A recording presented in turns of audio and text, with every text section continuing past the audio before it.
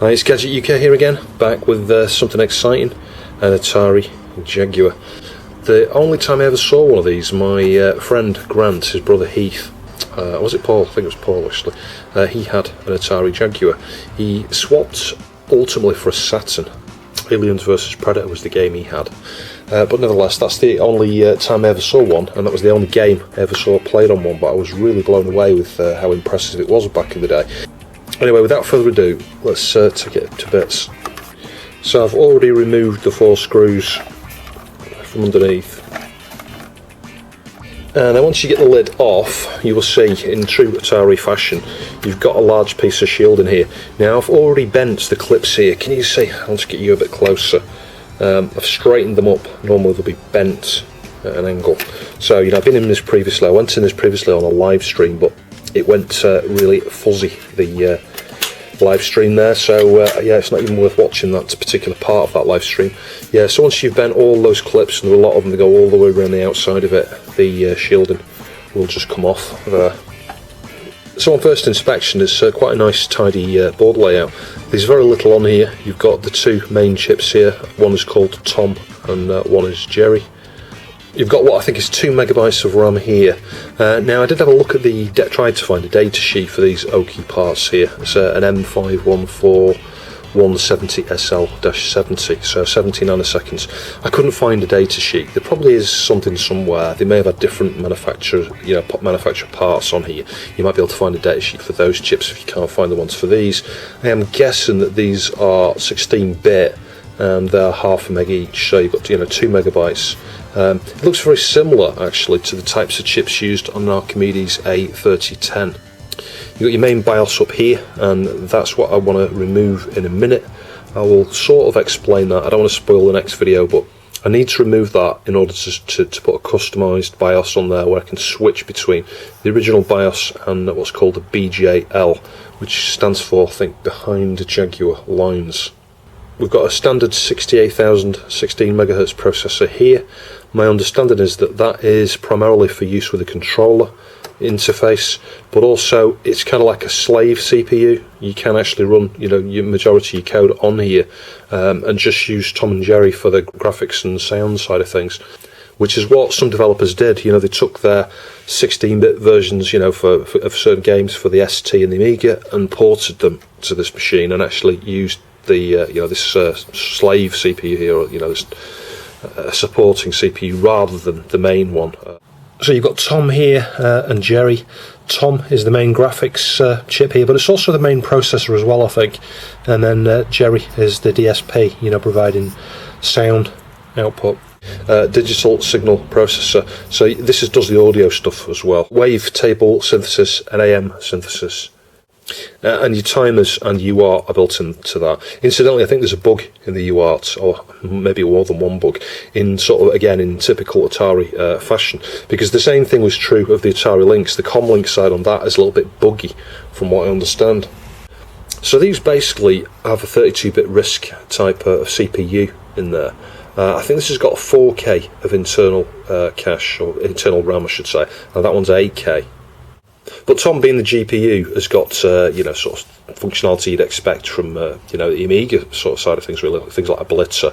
I think it's 64-bit, as I said, in relation to the RAM, but apparently it's got 64-bit internal registers. So I am not really sure exactly how 64-bit it is. Is it really a 64-bit system? At this point in time, I am not 100% sure whether it's 64-bit. I'd class it as a 32-bit system, I think. And Atari did actually create an arcade PCB based on this architecture. I think it was called the Kojak. And I think, from what I understand, they swapped out the 68000 here for like a 68020, maybe an 030, I'm not sure, or some of the processor, maybe the RISC-based processor instead or something. But I think they also increased the amount of RAM. So the cartridges for the Jaguar can only support up to 6 megabytes, I think. Maybe that's something to do with an 8 meg limit. Is it to do with 24-bit on... I don't know. So my mate Vince was looking at one of these recently, and I think he was having problems with cartridges. One of the things that dawned on me at that point, you can see down here, lots of little buffer chips, 245s, so these are bidirectional, tri-state, like transceivers. So, you know, I would imagine that these sit on the various buses and control signals and things between the main chipset here and the cart slot. So if you had one of these where, you know, the slot looks fine but cartridges are not working at all, my suspects would be here. And I think these two here buffer the ROM. Just looking at the location there, I can see some of the traces going up this way. So a similar story, if you get one of these where it won't boot, yeah, try swapping your ROM, but also check and maybe consider swapping those. I would imagine it'd be fairly rare for these to fail. But one of the main problems you do get with these is power supply issues. This little, I think this little IC down here is like a little switching regulator. You get these components here are part of that circuit as well. This big inductor here, and this diode. I think the diode may be for reverse polarity. I'm not sure. I don't think it is actually, because I've also seen reverse polarity mods, and I can talk you through that now. The simple one you can do is disconnect this little wire, the white wire here, right? It's my nail. You know, pull it out and stick a diode in series, so that when the 9 volts, and that's what these use, you feed 9 volts in here, and it's, you know, it's just a little DC barrel jack like that. Probably not dissimilar to the one used on the Mega Drive, but you wouldn't want to use a Mega Drive because the polarity is probably different. Yeah, and then, you know, let's say feed the 9 volt that comes in into that little white wire there through a diode, and then you've taken care of your reverse polarity protection. You need to make sure it's fairly beefy, something that will, I don't know, handle about certainly minimum of an amp. I would say up to get one that does 2 or 3 amps probably. I might do that in a later video. So coming back to the main BIOS here, I don't think that's a mask ROM, I think that's an OTP part, because it's got a sticker on here, look. I mean, it could be a mask ROM, it just might not have had any kind of anything apart from the default manufacturer's part number, and Atari wants to put their own part number on it. I don't know, but what I do know is that the pinout is compatible with the 27C010. One of the things I'm going to be doing in this video, which I haven't talked about yet, is to remove this, fit a socket, and then put a 27C020 on. And what I'll do is I'll dump this ROM. This will be the lower half of the ROM that I'm going to stick on there, the ROM chip, and the upper half of the ROM I'm going to stick behind Jaguar Line's BGL 1.06, in order that I can, well, do something you're going to see in a future video, hopefully. It's always useful to have this socketed anyway, but it's not the sort of thing you would need to rush out and do to your console. So I forgot to point out the speeds of these. These run at 26.59 megahertz, and then the 68,000 here runs at half that. So it's going to be divided by 2. You know, that clock speed is divided by 2 to give you 13.295 megahertz there. So it's, you know, it's quite a bit of a beast of a system really in terms of its performance. And a few things before I forget, you get CD quality audio coming out the DSP here, you know, 16-bit. You can tell whether it's PAL or NTSC from this LED here. You can see it's green. If you've got an NTSC, you know, the US version, it's going to be red. And on the front here you can see we've got 2 15-pin D-type, just like you get with VGA. I don't know whether it's classed as like a high D-type. I think it is, because it's higher definition. You've got 3 rows instead of 2. But anyway, nevertheless, I think that's the same connector you get for VGA. And I'm going to need to use a VGA connector, I think, to plug into one of these later to make a cable up. And on the back here you can see we've got DSP, and that shows in and out, so it's like an I/O port there. AV, so I think your SCART RGB, you know, your RGB composite signals and things come on there. Even the composite cable clips onto that, and it's just a PCB edge, so that's a bit of a pain. But what I've seen people doing is just getting a suitable connector that will fit onto, that will mate with that thickness of PCB, and they trim it down so it's just wide enough there, need some heat shrink and stuff, and make a cable up that way. So I've ordered an RGB, well, what I think is an RGB cable for this. I'm not clear whether it is or not. It says SCART, doesn't mention RGB, so it may well be a SCART HUD with the composite signal just tapped off here. So I might need to make an RGB lead up for that at some point. And we've got the RF modulator back here. Now, one of the interesting mods I've seen done to do with region switching these is to use the switch in here. You know, and that's quite a common technique. People do tend to use the switch in a modulator like that. It's a nice, easy way to fit a switch without having to, you know, do too much modification to it. Let's just see if we can take the board out. We can't. I've got the screws here still in place on the ones at the front. But we'll take that out in a minute, because you can't see a switch visible here. I'm just wondering if it's one of these modulators where there is a switch on the inside there, but it's just not exposed on the outside. But in any case, for me with this particular one, that would hamper my idea of using the switch there, because it's not visible. And then obviously the power thing here, you know, it's showing DC there. I'll check the polarity for that in a minute. I've made my own power supply cable up. I bought a 9 volt, you know, cheap 9 volt power supply, but I had to change the polarity on it. So I'll just confirm what that is. Yeah, so we'll just switch the meter on continuity test, and if we just test from the modulator shield in here, because that's always going to be a ground. I bet there's no systems out there where that's not ground. Yeah, nothing on the outer, but we have a dead sure on the centre point there, you know, from there. So centre negative. Yeah, so I cut myself off before. The common problem with these is that, you know, maybe the polarity is the wrong way around or something, or too high voltage and this little power IC here dies. So yeah, that's where you want to be looking as well if you've got completely dead one of these. And the other common problem is the audio IC dies, as you know, a little op amp or something. I'm not sure if it's this one here. It could well be, because these here just look like standard 7.4 series. That kind of looks like an op amp there, actually. Can you see that? And there's one over here, look. So yeah, I'm not exactly sure without looking up. But if you, what I do know is if you look on eBay for Jaguar IC, you'll find a kit that comprises of the audio IC and the little power regulator over here. So yeah, they're very common problems on the Jaguar. And the other common problem as well is you get a red screen, and typically it's just a dirty slot, or the actual, you know, cartridges themselves need the PCB edges cleaning up. And these won't power on unless a couple of pins are joined together. I can't remember off the top of my head. I think it's 34A and 34B or 35A. Anyway, it's 2 pins that are next to each other. I'll post that down below just to be accurate with that information, or up there. But yeah, if the 2 pins are not joined together, the system won't even power on. You know, so if you plug a cartridge in and you power this here and you don't see anything, it might not necessarily be a power fault on here. It could still be a dirty slot or a bad connection here, because if those 2 pins are not shorted out by the cart PCB, it will not power on, just like they did in the Atari Lynx.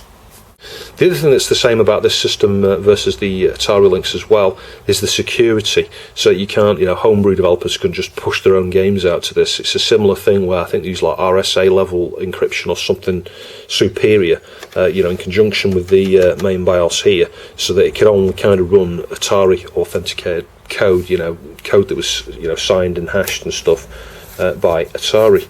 But things like BGL, you know, that ROM we're going to put in here, that kind of bypasses that, so that you can do all sorts of, you know, put some homebrew and stuff onto this really easily.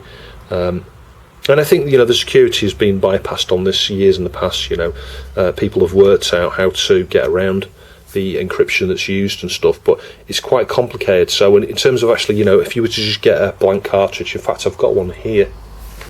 I bought this cartridge here a while back. I've just not had a chance to have a look at it yet. So you can see it would have had a couple of ROM chips on here, but you can't just stick, let's say, unsigned you know, code and stuff on here. You've got to sign it the right way and stuff, or encrypt it the right way.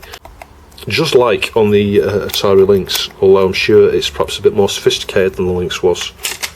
So I'll give it a clean when I've finished doing the ROM mod later on. So you can see the DIY power lead here. I didn't have any black heat shrink there, so I just used a bit of red. But all I had to do was, you know, I measured on here and found that it was, I think, centre positive, and I need centre as the ground. So I just swapped the wires around and put some heat shrink over there. So, and I measured that, so it's okay. It's a good power supply. So for the moment, I'm just testing with RF here, you know, because I don't have the proper cable. So I've just plugged it in, switch it on. As you will see, it's working, so that's good news. I haven't got a duff one, although I kind of would have liked to have had a repair, but yeah, I mean, it's fuzzy as anything, it really is. RF is terrible.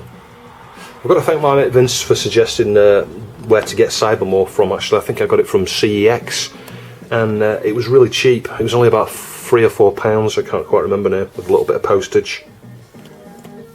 Because the Jaguar games cost an absolute fortune. They're quite hard to find as well, some of them. So I got this controller separately about 3 years ago with my intentions of getting a Jaguar when they were a bit more affordable.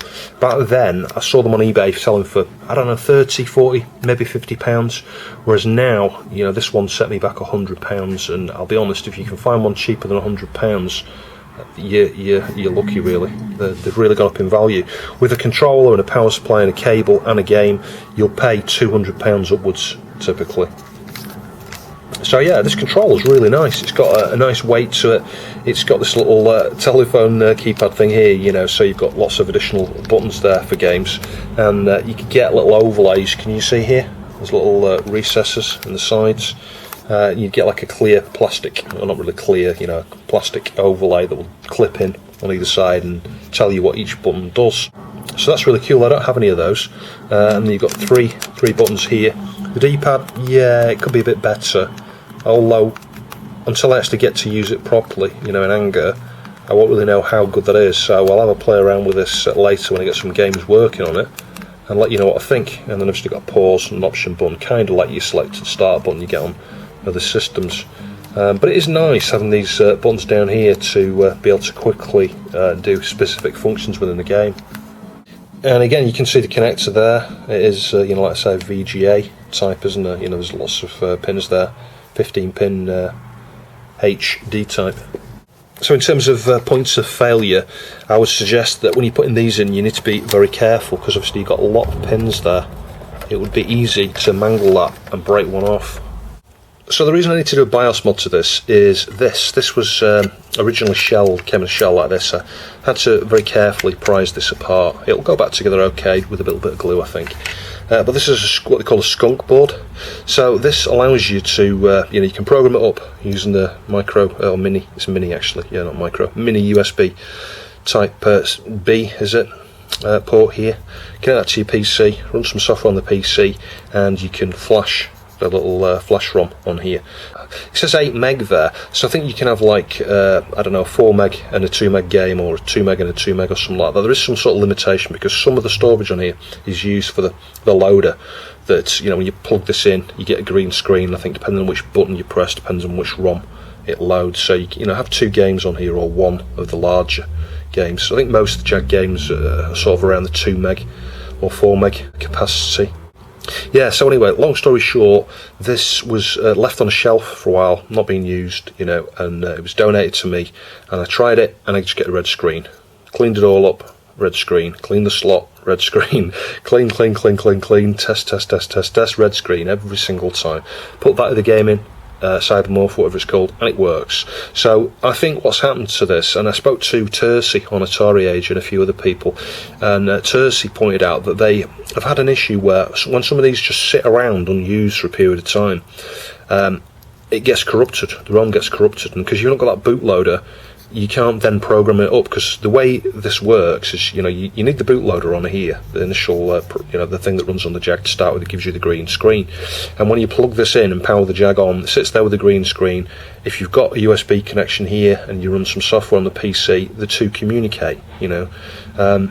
It's like I say, a bit of bootloader for the Jaguar has to boot from that the little bit of storage on there to start with, to give you the green screen to choose which one you want to do, whether you want to program it up before it'll work, you know, and load one of the games off there, or allow you to program it. So without that, you know, if this ROM gets corrupted completely, so it can't even boot from it, all you're going to get is a red screen. There is in theory a chance that the Xilinx CPLD in the middle there has got a fault, but least likely. Tercy said he didn't think he'd ever seen one of those fail. And likewise, the little, I think it's an ARM type chip here. It's a Cypress. It's manufactured by Cypress, a micro. So it might not be ARM compatible, but it's a little micro controller. But I think primarily it's a USB host device. So that's the thing that does the bridging from the USB. But it probably does run some code as well. In fact, it does. I do remember looking at the technical documentation for this. A small part of the code on here is run by this. So yeah, this flash ROM here, if that gets corrupted, it's game over for this. This can't do anything. But also the Jag can't boot to start with. It can't boot that bootloader in order to kick the whole thing into life. So yeah, if I remove the BIOS and we put that BJL behind Jaguar Lines BIOS on there, in theory, if I make a parallel cable up, so I'll need an old PC that's got a parallel port, and wire it to one of these ports here. I'm guessing it's going to be the second one, otherwise you wouldn't have input, would you? But then again, you might not need input while you're using that loader that way. But I'll be able to connect to the PC, get a console session to it, and then we can send files. So I can send the firmware update program to the Jaguar that you would normally use to update this car, and the firmware update will normally do two things. It will probably start this running, updates the that with some VHDL, the CPLD there, the Xilinx chip, but also update the flash ROM. So that's another way you could kill one of these yourself. If you were doing a firmware update on it or something and then your power went off or it glitched or something midway through, you can have the same thing where it kind of bricks it, just turns into a red screen from there on in. So is there any chance of me being able to recover this? I don't know. I think the odds are stacked against me, but the clue is there that maybe it is this that has become corrupted. And I'll get the board out. So to get the board out, we've got two screws there, two screws there, and then the board I think should come out of the bottom piece of shielding. So I got it on the mat there. We need to somehow get this out of the shielding now, and I think it's just going to be a case of these little things here and maybe just still a little bit bent slightly, which means it's going to be catching. Yeah, you can see that starting to come out there, look. You kind of got to just pull it forward because obviously these things are tucked in a little bit at the back here. So pull it out and up, there we go. So it's always worth inspecting things like this on both sides, certainly if you've got a fault. Everything looks fine. There's an awful lot of capacitors on the underside here. It's incredible just how many little SMD components are on that. Look at all these down here, there's loads. Anyway, it's a very nice board.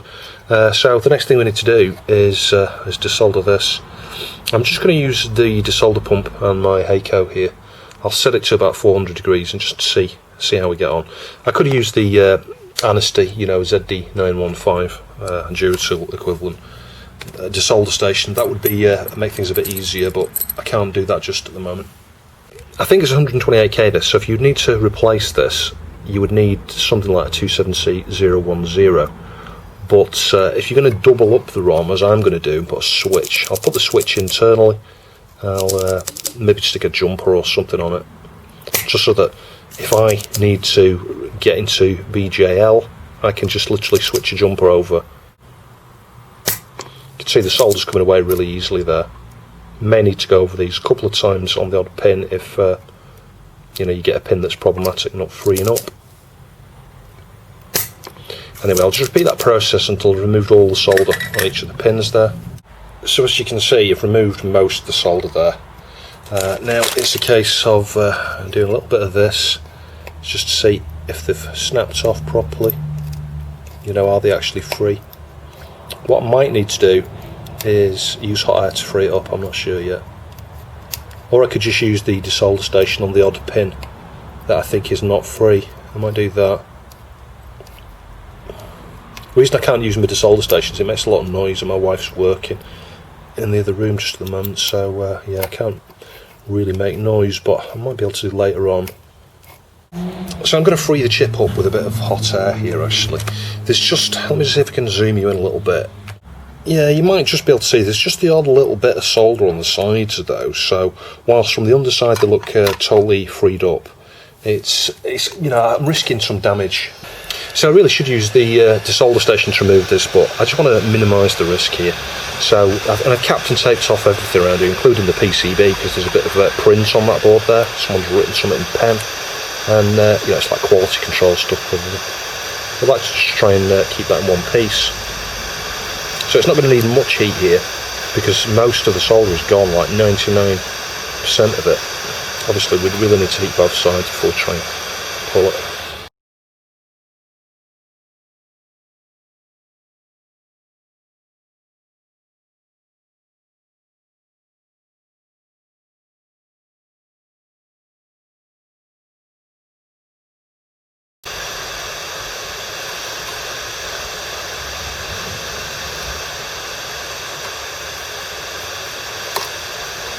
There we go, almost there.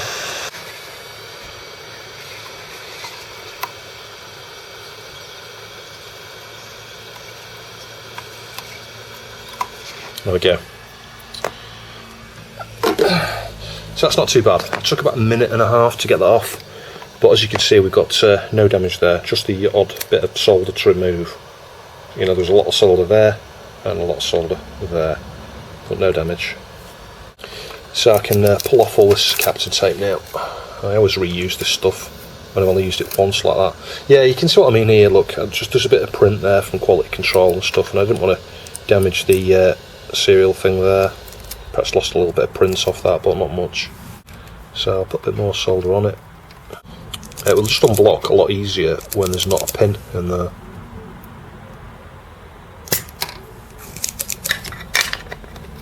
Yeah, there we go, that's that one done, and there's just that third one there. And of course you could do it from this side here, just a bit of solder, because there is a bit there on that one. Yeah, that's better. And we'll do the one next to it as well, I think. It'll just make it easier for the socket to go on, that's all. And we'll just clean over that with some IPA on this side before I fit the socket. Make sure you don't get near that red ink. So I'll go and get a socket in a second. We just need to straighten up these pins, can you see? As part of the removal, obviously they're slightly bent, just a little bit. So I'll just go along them like this and then inspect them. Yeah, there's the odd one like that there, I think. I just need to slight tweak that way. And a few of these seem to have been bent a little bit. And we'll go over the tips of those with some braid just to get all these bits of crusty solder off, because before you stick in a socket, that's important, otherwise it'll damage the socket when you try and remove it. So if you planned on sticking a chip back in here that's got short legs, you know, because it was originally soldered into a board, you could fit a turn pin socket. And I've got a turn pin socket in that size, but I've opted to go with a dual wipe socket because it's going to have an EEPROM in there that's got nice long legs, and it's never going to be removed really unless there's ever a fault or, you know, it needs reprogramming. So we'll just try and get this in, and this is where you may need to re-inspect these and unblock the odd one if it's you know, proving fiddly to get the socket to go on. It's 32 pin socket, by the way. Just inspect from both angles to make sure you're not pushed any of them out. They are all flat. And again, from here, just to make sure they're all through properly. Yeah, that's fine. Just solder a couple of diagonal opposites and then I'll inspect it just to make sure it looks nice and straight on the board. Yeah, I think that's not bad. I think that's about as straight as that's going to get. And the label came off the ROM, by the way, before I heated it with hot air, so we can stick that on top of the new EEPROM. I'll be sticking EEPROM in there in a minute. Anyway, we're done with that soldering there.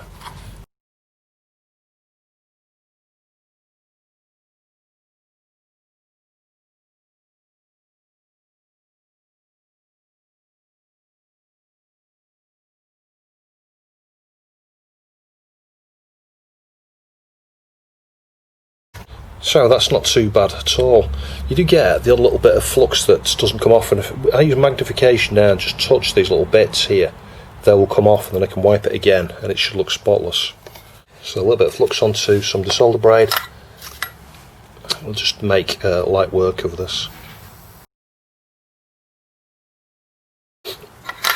And then the final thing you can do is just get the solder off the iron tip and just do a bit of this. Just slide up and down them. As long as there's no solder on there, if there is a little notch on the end, it will come off. So I mean, I've just done that on both sides. I've straightened them with some of the pliers. These ones are, as you can see, go super flat. So it's a case of going like this, you know, to flatten the ends of them and stuff, because sometimes the tips just get a little bit bent. And if you spend a few minutes doing that, and then with some larger pliers like this, looking down the profile here, make sure they're all just as straight as they possibly can be. It's a bit gooey and flux of this, so I'm going to get the toothbrush and some IPA onto that and brush that down. So we'll get that in there and we'll go and test it with its original ROM here and just make sure it's still working. So just testing with the ROM back in. Yeah, I'd say that's working. So that's the first part of this done. The next thing we need to do is take this out. I'm going to dump it and I'm going to go and get the BJL ROM, merge them together, write an EEPROM, stick it in there. So that chip there is not just compatible with the 27C010, it is a 27C010. It's made by ISSI, and the part number is IS27C010-12, so it's 120 nanoseconds. So yeah, we're going to be okay putting a 27C020 in there, and it says 12.5 volt PGM. That's the programming voltage you would need to program one of those. So I've got the ROM file here. Look at its exact size on the disk, 128K, 131072 bytes, that's correct. And I've got it connected up to the GQ4X here. So if we get the ROM in, I think it wants to go from the bottom with pin 1 pointing upwards like that. We'll confirm that in a minute when we load the software. And if we go into device there and we select, I'll just type here 27C020. In fact, it's 010 initially because I want to dump the original chip which is in there. We've got a few different ones here, we'll just go with that there, 27C010, select. Checking on updating firmware. Yeah, it shows you here, pin 1 goes towards the top, that's right, that's the way I've got it in the socket, that showed you a minute ago. And if we go into command and choose read, so that should dump the chip. I'm hoping to see signs of an Atari copyright or something, some sort of readable ASCII text there. We'll see when it's dumped in a sec. We'll have a look at the read buffer. Yeah, so we've got the ASCII representation here. It's just whether it's readable or not. Well, if any of it's readable, there might just be something in there that gives a clue. But I'm confident it's dumped it okay. We'll know if we program it and it doesn't work. So we'll just save that as jag.bin. And then what we're going to do now is do a verify. And I'll verify it a few times here, and I'll remove it from the socket, put it back in the socket and verify it again. It's just a kind of quick fire sure way of determining that what you've dumped is really what you've dumped, you know, because if this failed to verify now, it means it's read it back differently. And if you've got, yeah, see no problems at all, no errors, it says down there, device, you can't see it, it says down there, device is verified. As I say, I will do that a few times. We can always just redump it again, but I'm trying to avoid having to reprogram it all up here again a second time if we mess it up. And what that's doing when we do verify, it's verifying according to what you read previously. So if you reread it and you got something different, you would know about it. But anyway, yeah, that's verified. So the next thing we'll do is merge the two ROMs together. So I'm in my hex editor here, Hex Workshop, works on XP. There are lots of other hex editors you could use. And I'm going to open here jag.bin. Let's just do that. Scroll down to the bottom. So what I'm interested in here is where it ends. So it ends at 1F, FF. So what we can do now is double the file size. In fact, we don't even need to do that, I don't think. If we now, let me think about this. I'll also open the other ROM, which is behind Jagline, so that'll be a separate file. Yeah, there we go. So we've got two files open. And what I can do here now is do edit, select all. So that, if I just scroll down, that has highlighted the whole ROM contents there. Can you see that? And if I do Control C to copy it to clipboard, we'll just minimise that one. Go back to our Jag ROM here. So here's our Jag ROM. Go right to the very bottom. What I want to do is position the cursor after that final byte there of FF. And if I do Control and V, it says, "Are you sure you want to insert?" Yes. That's it. So it doesn't end where I would expect it to end here, which is, I think, is like just below 40000. It'd be like 3FF, I think. So we've doubled it. We've doubled it almost, but it's not quite doubled it. But what we can do is when we write, if we save this image now, this now contains both. It's got the normal Jaguar ROM as the first half of it, and then the second half of it we've appended, we pasted onto the end there a copy of BJL. And whilst BJL wasn't the same size as the original one, it's a bit shorter, we can tell the EEPROM program to fill the remainder with just FF, and that should do the job, I think. So if we now save that, do save as, so I'm going to put jag combined BJL.bin, click save, and we can close the hex editor, go back into our EEPROM programmer. We've still got an 010 selected there. Now the chip we're going to use is an 020, so again we'll do device list, and 27C020. And there we go, select one. There's lots of different manufacturers. Sometimes it's important to specify the exact manufacturer. So I'm not sure if these chips are blank or not. One thing I have found from experience is sometimes you can find these are blank and you write to them and it fails at a specific point, and you erase it again and write to it again and it fails at the same point. But you write a different thing to it and it's okay. It all depends on the contents. You know, it's like there's a glitch in one location that means one particular bit is an issue at that location, but when you write a different content to it, it can be okay. So I don't know whether this is one of those ROMs or not. It looks brand new to me. So we're going to command and I'll do a blank check first, just to see what that reports. And trust me, it's saying their chip is blank.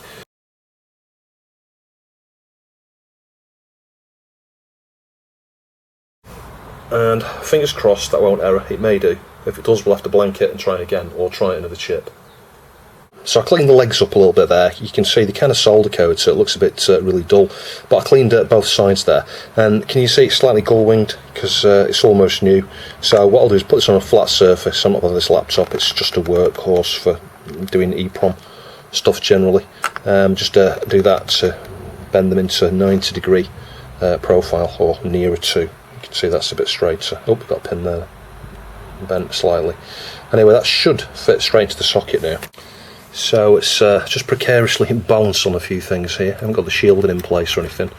And if we just try and get one side in, and then just try and push it so the other side goes in, is it going to go in that way?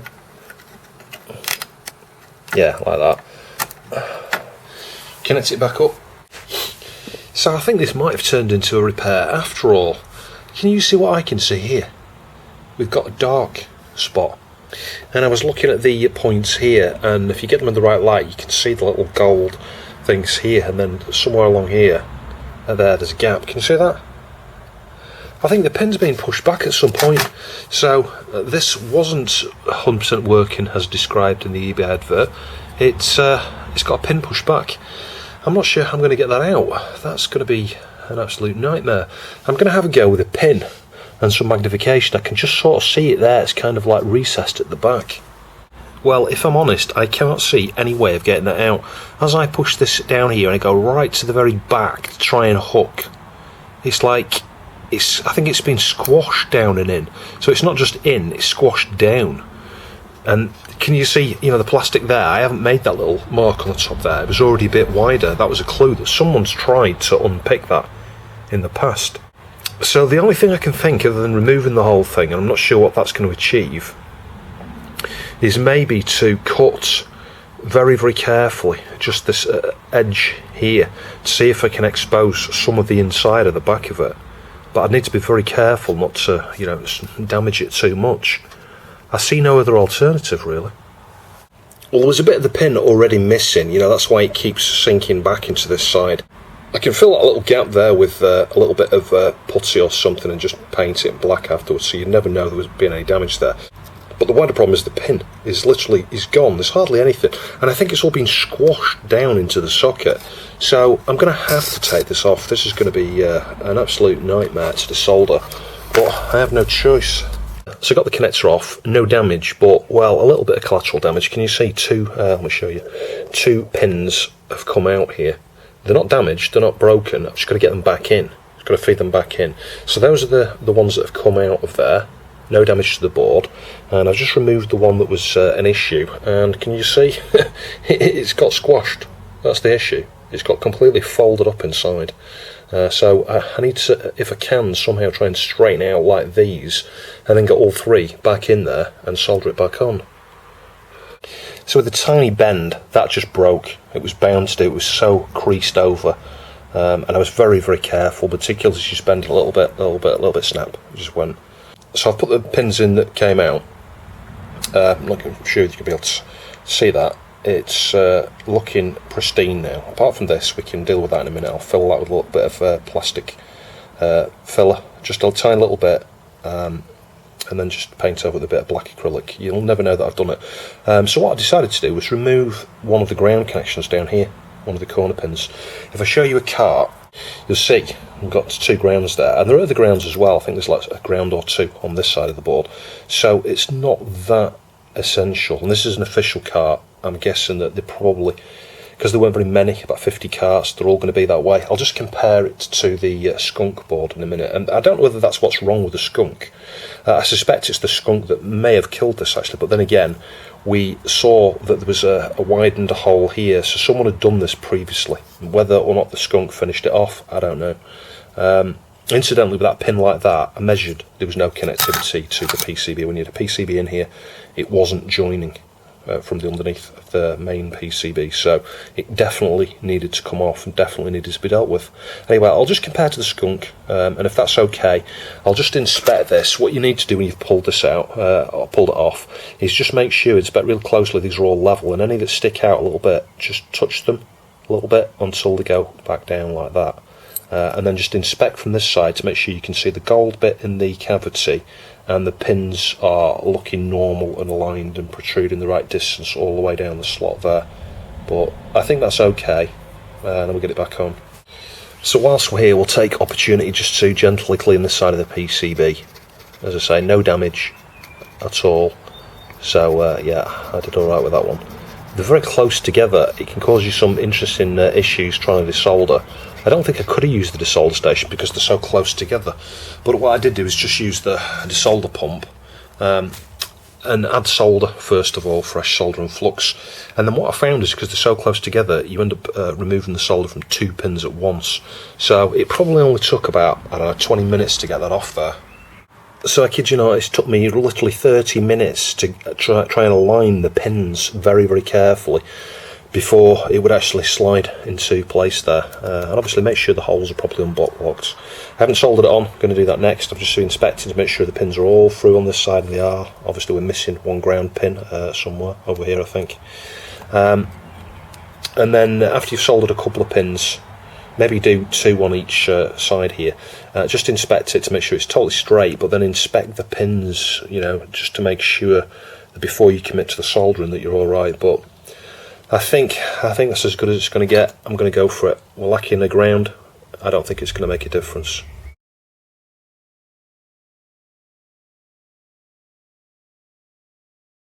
So if you ever have the misfortune to need to take one of these off like me, good luck putting it back on, seriously, and let me know how you get on.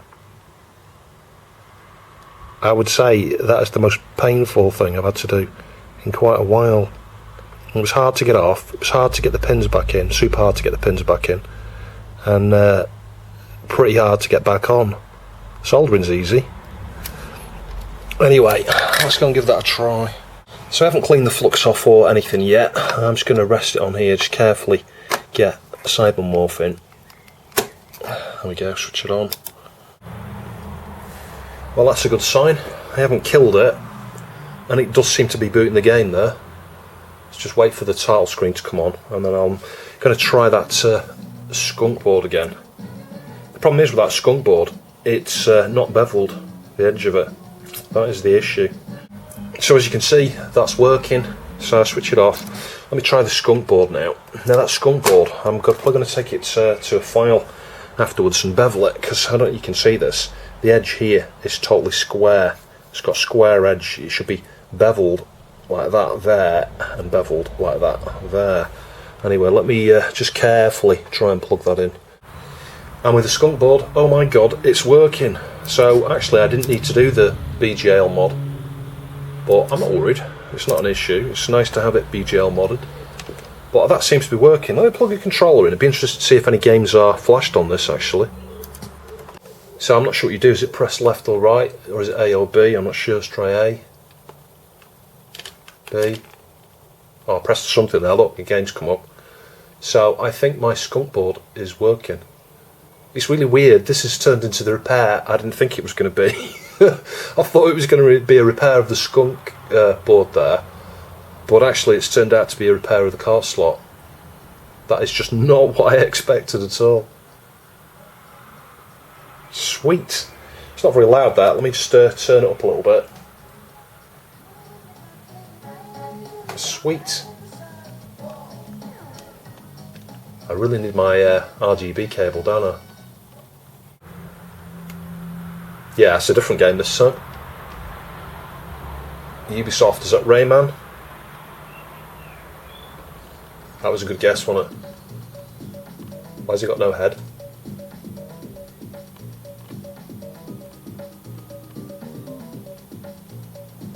Maybe that's normal.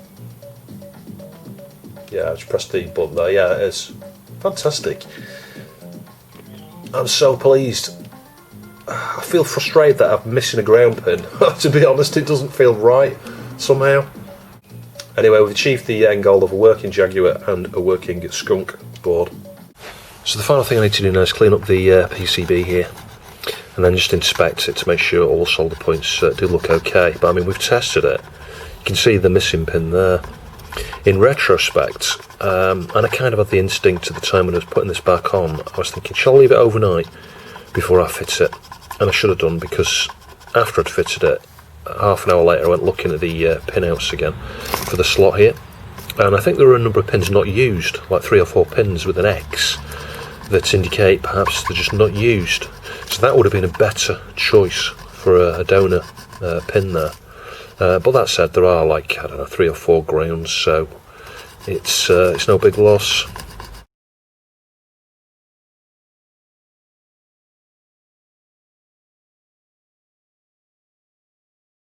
And if I just scroll along here, yeah, some of the pins look kind of, you know, pressed to one side or the other, because it's very difficult to get it to go perfectly straight in. You can see the missing pin here. For the most part, it's okay. It's got the odd bit, can you see here, where, again, a little bit too much heat, because a pin wouldn't desolder, you know, it leaves a little mark. You can actually impact the board. I'll try and get you a bit closer. Can you see that? So yeah, that's about as good as I can get it. Solder points are not equal, but yeah, that's not too bad, and we've obviously got some solder mask removed there. If you do have a damaged pin on one of these, you could do that. You could remove this, swap for one of the unused pins, or one of the grounds. So a quick close-up on the slot here, you can see the missing pin there. The key is, you should see a little gold bit in the little slots at the top there. Can you see that all the way along? But also, you know, the pins themselves, you should be able to clearly see them all the way along there, like that. So I've tilted it down a little bit there so you can see the bottom row. So this was the damaged one. We'll swap that pin out entirely. All okay. And again, if you get it at just the right angle, you can see the gold bits here. I'm going to get some filler on that in a minute, just fill that in and then paint over it with some black acrylic paint. You could argue it's more of a brown than a black, but yeah, I think that little mark there, it's not really the end of the world. I could just leave it. And it's important to point out it was widened because someone else tried to deal with it before selling it to me. But then I just snipped a little bit off here, try and extend out so I could see more visibly into the slot. So that was a bit of a pointless endeavour, really. It would have been better just to desolder it and deal with the pins that way. So we're on macro here. This is an original PCB. I don't think you can see this edge here. It's shaved at an angle, you know, so you've got a slight slope like that all the way down the very edge of the PCB. You might be able to see the contrast a bit better here. Yeah, I've got to ignore my huge nails and cutting again. Can you see this bit here? This is the bit that's sloped, and it's sloped on both sides. You can see it better there, look, on that top edge. But if you look at the Skunkboard here, it's totally square. It's completely flat. Yeah, you can see it better there. It's just completely flat. Curiously, it's beveled here, but it's not beveled along there, so I'm just going to file that down. So there is some risk of ESD damage here, but I'm staying away from the connections actually. And we just want to do a bit of this along here like this, just to give it a little bit of a slope. There's probably better ways of doing it. I don't know, with maybe a sander, or if you've got a mill or something, you could just very, very carefully grind the surface a little bit there, just wipe it occasionally, inspect it under magnification, obviously, you know, do both halves that way and both sides. So I'm not sure you're going to be able to see that very well. I've slanted just ever so slightly here and here, just a little bit, you know, there's a little slope on there. It's hardly visible, but yeah, it's got a slight slope, but it's totally smooth as well on all angles. I'll show you how I did that mod in a minute. I just slanted the jumpers outwards at an angle slightly like that, and soldered between the VPP pin, and the reason I did that is that's the probing pin, but I figured from prior experience that would be connected to 5 volts. When it's not being programmed, that's typically what you'll find. So I did a connectivity test on the multimeter between the top pin up here, that's VCC, and the one next to it, the VPP pin, and they are shorted, so 5 volts does go into that. So that first pin you can see hanging up there, that's connected to the VPP pin. You could connect it to the VCC pin, but then we want the middle pin of this 3-pin jumper here to go to the 3rd pin, the next pin along. So it makes sense to mount the the positive connection, the 5 volt connection on the VPP pin, because then it's easy to just solder those two there. But I angled it out, this 3rd pin here was bent out a little bit, which means you can slightly slant it in order to pull the 3rd pin away from anything here. So the 3rd pin is just hanging over the edge there, and that 3rd pin there has a little wire that just trails round the outside, the very edge of the chip. You can hardly see it to the ground point there. So at the moment it's set to ground. I think that'll probably go into normal mode, I think. So yeah, you could argue the label here should be the way around. It should be BGL / the Atari part number there. But if I switch this on, so pointing at the screen there, you can see that that's booted the game, no problems. Now if I switch it off and change that jumper over, and it's not the sort of thing that you would want to be changing over all the time. This is the sort of thing I'm going to rarely use. I will come back to this BGL BIOS when I've made a parallel cable, but that'll be a separate video. And if we switch it on again, hopefully, yeah, as you can see, it works. That's fine, fantastic.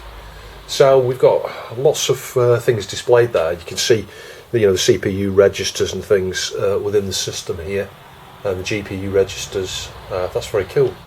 And there's some stuff at the top there. A 8-bit loader, B start card, C 4-bit loader, 1 Tetris, 2 Jagmania, 3 Painter, 4 Gorf, 0 clear memory, pause, soft reset. Let's just try that. Pause. Yeah, that does a soft reset. That works. Let's try A 8-bit loader.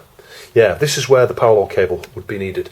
And I don't know whether you can see what I can see, which is literally nothing. It's just a blurry mess. That's because we're using the RF cable there. Now I have ordered a SCART lead. I'm not sure whether it's composite or RGB, but when that arrives we'll perhaps have a look at that later in the video. I'll revisit this just to see what that displays. Cycle power again. What else we got? Tetris, let's try that. So 1. So I'm guessing I just press 1 on here. There we go. So we've got a version of Tetris built into the thing there, into the BIOS. Make sure you start it. I'll press 1. Oh, there we go. So I'm not didn't hear any sound there. Sweet. Can't steer it if you press the down thing. Oh yeah, it does allow you to steer it on the way down. Yeah, we got a line there, no sound.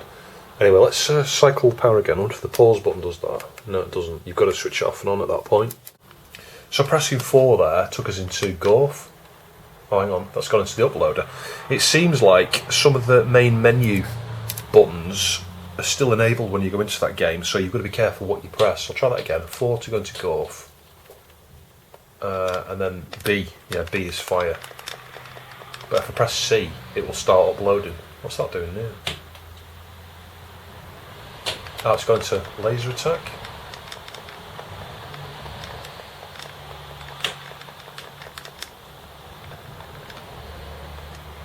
Yeah, and C does upload it from there. So it's a bit weird, and again there's no sound. So they're only basic things. Let's try the other one. Let's try Painter. What's that? 3, is it? How do you start this? B, play Painter.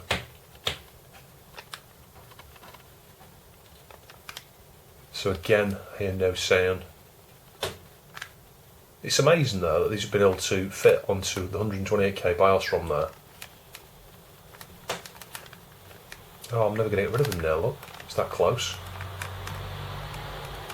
I guess if you don't make any mistakes, in theory, you should be able to complete it every time. Oh, maybe not. So my SCART cable arrived. As you can see, it's one of those, it's like a PCB edge connect thing. This thing is sort of associated with a socket. You could probably get one of those from like a Spectrum motherboard edge adapter, and then cut it down or something. And you can see it's got, you know, this is like heat shrink. I'm amazed how well that shrunk actually. They managed to get it to shrink like that there. Anyway, let's just plug that in. So it goes onto the AV connector here with the label top side up. And booting back into BGL there, look how crystal clear that is. That is so much better. And actually that is RGB. If I just switch it off and on, it comes up the top there, RGB. So I can say with a certainty those SCART cables from Cool Novelties on Amazon, although it doesn't say it's RGB, it just says Jaguar SCART cable, it is actually RGB. It's crystal clear. So let's try that upload thing now. I should be able to read the text hopefully. Press A to do 8-bit loader. Yeah, look at that. Let me zoom you in a little bit. Yeah, hopefully you can see that that is clear now. It's blue on blue, which is what makes it really hard on RF to see it. It says waiting for upload, so that's where we'll need the parallel cable. And as I say, I'll revisit that in another video. So our RGB cable is connected up, our PCB is nice and sloped now on both sides. So let's get that in. Yeah, it goes in really nicely. And there's the green screen we should get as the you know, the bootloader off the Skunk there. And if I press up, we should get cannon fodder. This should look nice and crystal clear now, I think. The first thing I noticed there, and you may see the same thing, is it says error on the top right and top left there for the save and load option. That's because this doesn't have the you know, yeah, it's an EEPROM, isn't it? Well, it's something similar. It's a serial PROM. It did cross my mind that you might be able to mod the Skunk and actually fit one of those, so I've ordered an SMD version, and I'm going to try and fit one, I think, and just see whether that'll work. It would cause some interesting conflicts when swapping between games, obviously, because you know, if you do a save on this game to that chip and then load another game's going to read that save and see it as corrupted, so whether it'll format it automatically, whether it'll just brick it, you know, so that game won't work until you erase or remove the chip. I don't know. But I think I'll try that. But again, that will be a separate video. So I'll press the C there to start. I have to admit, I'm starting to like this Jaguar pad. It's really grown on me. It's quite a nice pad to use, actually. It feels nice in the hands. It's really cool having so many buttons as well. First round complete. Sweet. So I cleaned out the base here with a paper towel and IPA. I also straightened the edge there. I don't know that I showed you at the start. There was like a little bit of a crease in it. Yeah, it's almost good as new. That was the only mark or imperfection on the outside of the case. So I'll get the shielding back in a second.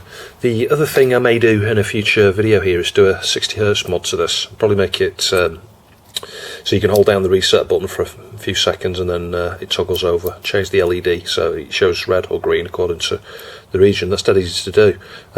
Can you see here? It looks like there was a component originally there. Someone's removed it and soldered across to there, or smeared the solder. More likely there might be a trace that goes to that pad there. So I'm suspecting that maybe that's how they did the 50Hz mod. They just removed that component. And 60Hz, maybe there's a resistor, you know, a 0-ohm link. I mean, there's a 0-ohm link there. Do you swap that down here? I'm not sure. I haven't researched it, but I would suggest that that's where the 50-60Hz modification is done. But I'll revisit that in another video. It's only going to be a short thing. So I did fill that little hole in the back there with a bit of plastic filler. Just smoothed over it and then put a tiny little dot of black acrylic paint on it, so you can still see it, but it's complete there now. There's no little cavity around that. So if I get the board back into its shielding here, you've got to put it in back end first here to get the connector through there like that, and then as you pull it down you might just you know, pull the sides out a little bit just to make sure it slides to place. And then put it back in here like that. Controllers ports here first at the front. So I can get the 4 screws for the board in, and then we just need the top piece of shielding. Don't over tighten these screws either, because you know, you're screwing metal screws into plastic here. If the thread gets too tight, you'll just crack it. I'm just going to get a small piece of Captain tape just over there like that. It doesn't need to be completely square or anything like that. Just on the off chance, like say from a knock or something, that jumper makes a connection there. And if we clip this bit over the front here first, if we can. Yeah, there we go. It's starting to come back together, I think. We're not over here, look. Yeah, there we are. And again, we're not over this side properly. And these things here, look. Yeah, there we go. So, yeah, that was not too bad. I think all I would do to secure this is just bend one of these here like that a little bit, not a lot. And one of the ones at the back, I'll do the middle one. Again, bend it over, not a lot. It just doesn't need it. You don't need to secure all of these again, really. Certainly if you're going back in there again. So again, make sure you don't over tighten these, but turn it the wrong way until it clicks. And then the right way. And don't over tighten. All I'm using here is some washing up liquid, 5% washing up liquid, 95% water. I cleaned the little slots, the vents here with a squashed cotton bud. That was the easy way to do that. You could just get it in the sink with some soap and water, but there's so little surface area here, really. Not many nooks and crannies, and this one's not very dirty. So I think this is probably the easiest way to clean this. I might just get a little bit of plastic clean onto the top here, because you can see there's some very, very light scratches. And it might just help with those. The surprising thing is there's no flap here for the cartridge. That was not part of the design. So dust is going to settle really easily in there. I may get dust cover for this. All my other systems I do not have a dust covers for. This is one that I think I will make an exception for, because certainly here where I store this, well, where I use it, this is going to sit on the floor down there by the TV for a period of time. It's going to get absolutely caked in dust, that cart slot. So you can just see the odd little scratch here. This isn't probably going to remove it, because generally you can't remove scratches. What you can do is buff them slightly with something like this, Meguiar's Plast RX. I'll show you. It's got a label on it, but you can see underneath there Plast RX. And we'll just give it a try, see what difference it makes. Sometimes if they're very, very light scratches, they will come straight off. And you know, this might be an example of that, actually, because I am not seeing the two that I could see a minute ago. I mean, this top bit is a good place to go in a circular motion anyway, but you may not notice any streaks or anything after you've done this. There's a little one there, can you see that? A little scratch that's still there. But anyway, that is much better, as you will see in a sec.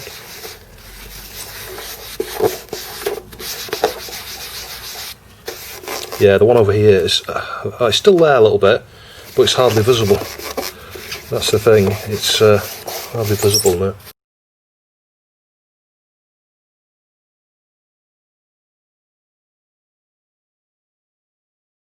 That's looking much better. I'll just get a little bit of silicone onto here if I can. It's nearly out this. But I think you'll agree, that looks good as new. Absolutely good as new.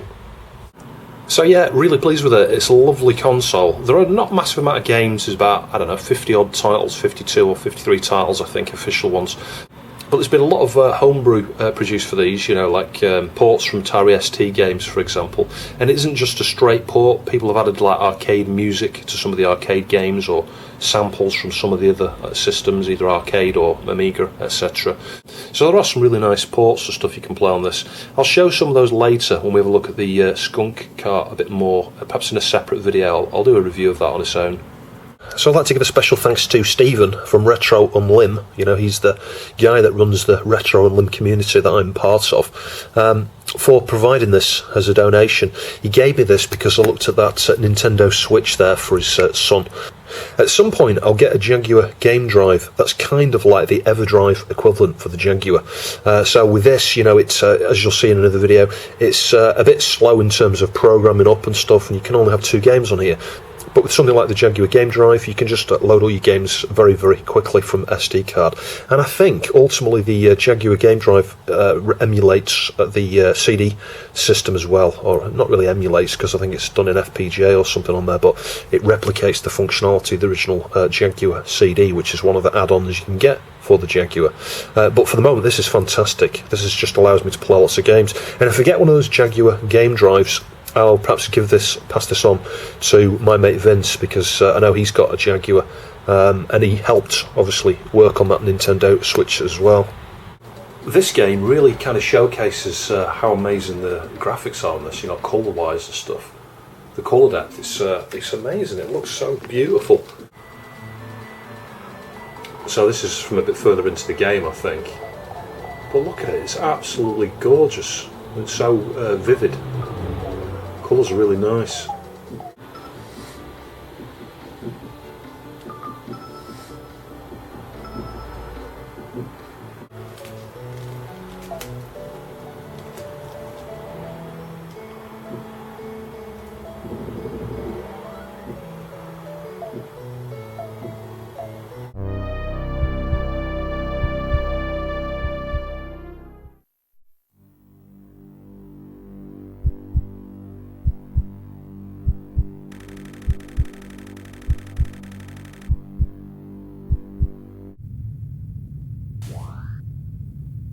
What on earth got a hold of this guy?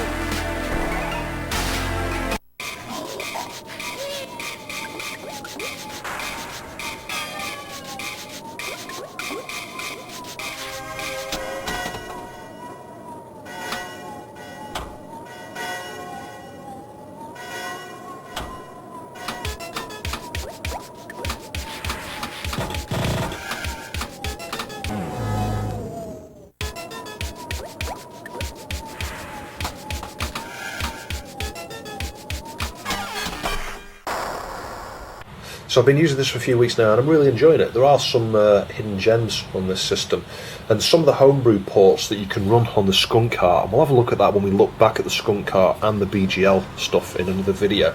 But yeah, some of those homebrew games are really good. Like there's a version of Star Wars that is fantastic. I think it's the ST version, but it has like some of the Amiga music and some arcade samples.